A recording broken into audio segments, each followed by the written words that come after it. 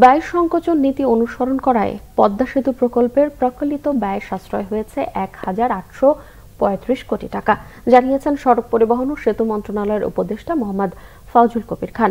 তিনি আরো বলেন, পদ্মা সেতু নির্মাণের সময় ভালো সরকার থাকলে ব্যয় আরো অনেক কমিয়ে আনা যেত।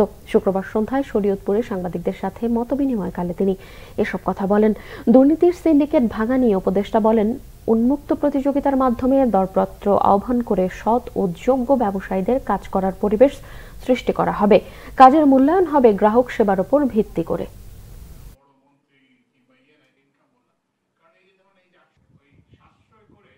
এই পদ্মা সেতু প্রকল্পের সর্বশেষ প্রাক্কলিত ব্যয় বারবার রিভিশন আপনারা জানেন, সর্বশেষ প্রাক্কলিত ব্যয় ছিল ৩২,৬০৮ কোটি ৬০৫ কোটি ৫,৫২ লক্ষ টাকা।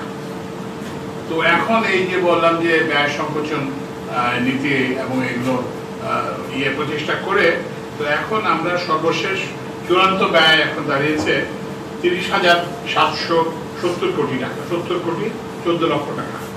তো অর্থাৎ এখানে প্রায় ১,৮৩৫ কোটি টাকা সাশ্রয় হয়েছে। এটা থেকে আপনারা যেটা বুঝতে পারেন যে আমাদের এখানে যদি ভালো সরকার থাকতো তাহলে হয়তো আমরা পদ্মা সেতু আরো অনেক কম ব্যয় করতে পারতাম।